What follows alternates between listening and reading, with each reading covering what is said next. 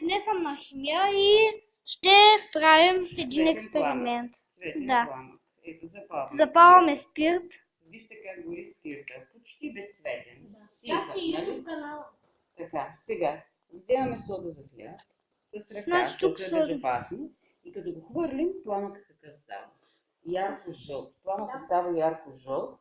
Така. След това може да вземем от това другото вещество, което да направи пламъка леко розов. Така, хвърля се и от това, ако вземем, ще стане пък зелено. Видях малко зеленичко. Това сме го правили с вас. Сега. Ето сега. Хора, виждате ли как позеленява лекичко? Това е напълно безопасно. Кое е опасното? Какво направи детето? Сега. Виждате, че свършва спирта, нали? Да. И искате да гори още. Никога няма няма да наливате така. Защото ако налеете така, пламъка ще се качи ето тук и ще запали това нещо и тя наля така, запали се тук и тя без да иска го хвърли върху себе си. Разбирате ли? И се запали тук дрехата. Иначе как се добавя? Правилно. Да, така, значи това... Как става правилно? Правилно е. Чакаш да изгори. И това, например, на село, ако бабите ви пърлят там кошките, който има, или, примерно, нещо друго правят с спирт, също трябва да им кажете, че те го знаят бабите, обаче има такъв случай, в който човек долива от чешето, направо от чешето, все едно от чешето, той се запалва и тук му бръква, дрехата му е изкуствена, разтопява се и му изяжда тук колите и човек му умира, разбирате ли? Затова дори и толкова пламъче да има, виждате ли го пламъчето, виждате ли го колко е малко? И сега в никакъв случай не трябва да доливате, защото пламъка се качва по струята и тогава, ето вижте сега вече, ето вижте, слагаш тук ръката, нищо няма повече. Ето чак тогава наливаш спирт, защото вижте, потука ще се качи пламъка тук. Ще почне да гори, чашата ще стане гореща. Ти ще хвърлиш чашата, нали, защото се оплашиш, може да я метнеш върху някой друг, върху тебе, нали, и да стане белята. Така че, затова не искам, нали, никога да не допускате такава. Да, водата тази, пуснете я тази малко да се източи и пиете. Така, сега. Може някой да ми държи телефона за малко да отпина малко вода. Ето, скажи. Здравейте хора, аз съм Марко Гейминг.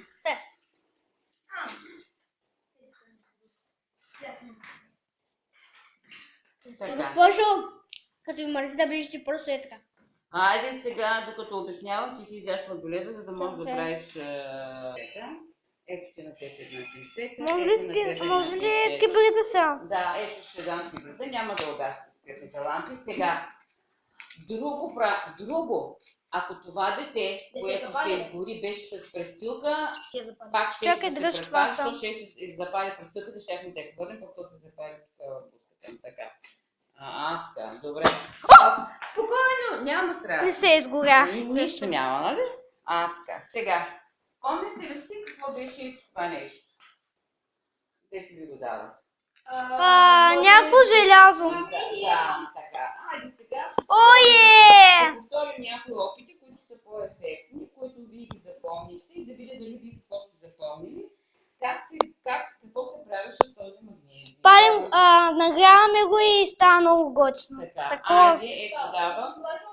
Става като светкавица в стаята. Ето сега ще стане. Само да ни направим пак беля на края на учебната година, някой да се изгори и вече госпожата съсед да бъде виновна, нали? Сега ето на вас двамата, вземете си. Така, пламъка е нагряваме това и така. Така, ето, готово. Така, ето колко. Сега, пускаш това нещо да падне ето тук. Значи, магнезия се е използвал в миналото за направа на светкавица. Като лампа свети, вижте. Старите фотоапарати. Изтърва ли го? Добре, айде ти ще го направиш после, когато това.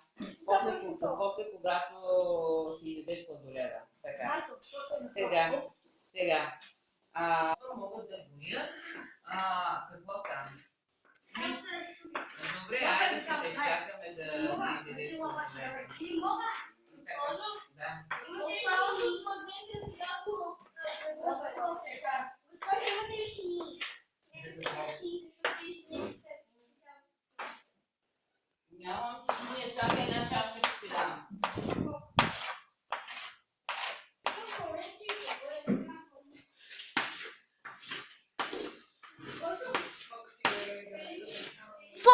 фойерверките от магнези. Бум. Образуват се така наречените иони на магнезия. Иони. Ей, сега малко ще отворя да се проветри, преди да продължим, защото се засуши. Така, значи ионите на магнезия помагат много за различни заболявания. Магнезия се съдържа в зелените растения, в хлорофила на растенията. Така че магнезия помага, има едно лекарство, калмацин, калци, магнезий и цинк. И сега имаше от един Госпожо! Какво? Госпожо! Здраво го затвори, защото е нова лама, но аз я меща в момента. Сега, вземи с ръка и посипи. Кой беше този метал? Не е магнезий това. Ако е магнезий, бързо ще изгориш. Не е алуминий. И аз си вземете от така маничко и пусни. Няма страшно. Дай на него да си вземе. Така, маничко вземи и посипи. Пазете се. Само, че вижте, не изгаря с бяла, а с жълта светлина. По-надолу, така, по-надолу, няма страшно, няма да ти изгори. Така, значи, това е желязо на прах. Когато желязото е... Това, вижте сега, това тук е фойерверки. Това тук е желязо, колкото и да го загрявам, то ще запали ли? Не. Няма да се запали, айде сега Не го ям. Добре, айде сега. Снима на китката. Така, така. Лампичката. Айде, кой иска да дойде тук да направи следващия ход? Така да приберем. Лампичката светеше, но сега не. Трябваше да се използват знанията, за да могат да преживяват. Госпожо, гледала съм един клип, в който го правят с бутилка, ама отнема повече време. Как с бутилка? Като лупата, така като начин на стъкло. бутилка. Искаш да кажеш? Ще ти кажа... Да. Сега, вижте сега, това тук е едно много опасно вещество, в смисъл така. Ще правим вулкан. И вулкан ще направим. Така. Добре. Сега, това вещество, ако попадне, не го пипайте с ръка. Ако Соня, попадне, така, чакай малко. Сега, вижте, ако го сложим тук мъничко във водата, вижте колко бързо се разтваря и Опа. калиев перманганат. Сега, вижте тук, калиев перманганат съдържа много кислород. А знаете, че кислорода е жизненно важен. Жизненно важен. Защо е важен кислорода? За да дишаме. Освен за да дишаме, за друго за какво? За разграждането на хранителните вещества. Така, за да дишаме. Какво правят растенията? Поддържа огъня. Поддържа огъня. Кислорода поддържа. Ако няма кислород, няма да има огън. Ако няма огън, ще има ли хора? Без огън, без загорене няма да има живот на земята.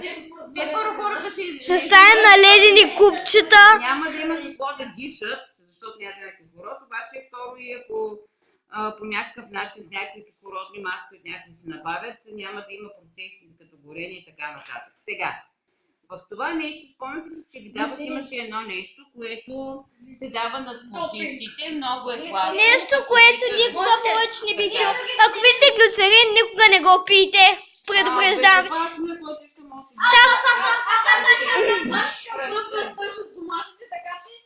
така. Така, не е отровен, но ви препоръчвам да не го пиете.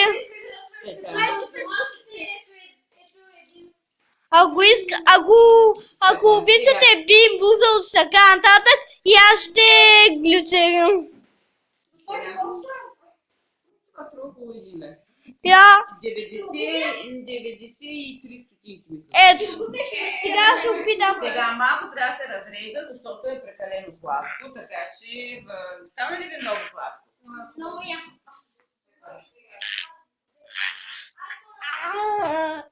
Сега 0,93 лева. Сега ела кайната. Ванеска, ела кайната. Да налезеш в тази причинка. Така да се напълни и няма да париш.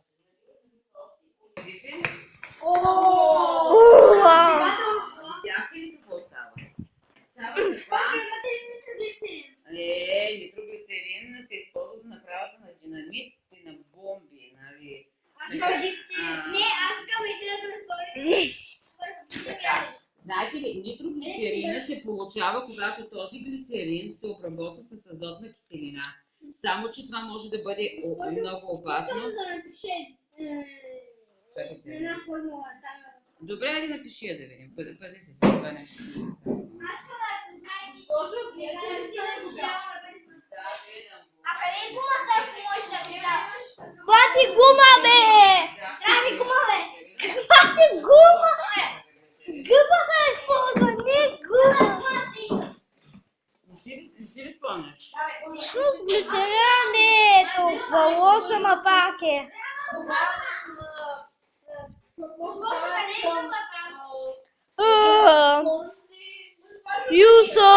You so precious when you smile.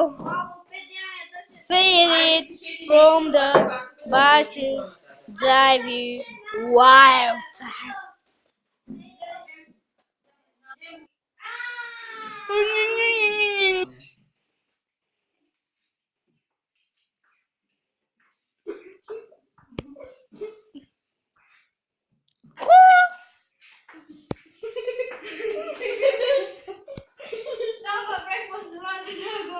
По-подявал ли те е това? Само, че имате, трябва да има някакъв знак за някакво действие тук. Умножение, деление. Ай, ще има и това славник. Това не е за малко ми хора. И какво е това? Това е съглед със супа. Не, това е, ако виж съдим, шейк. Не. Извинете за дългия клип. Това като свине. Извинете. Така, хора. Клип свършва сега. Извинете за дългия клип. Очаквайте втора част. Чао!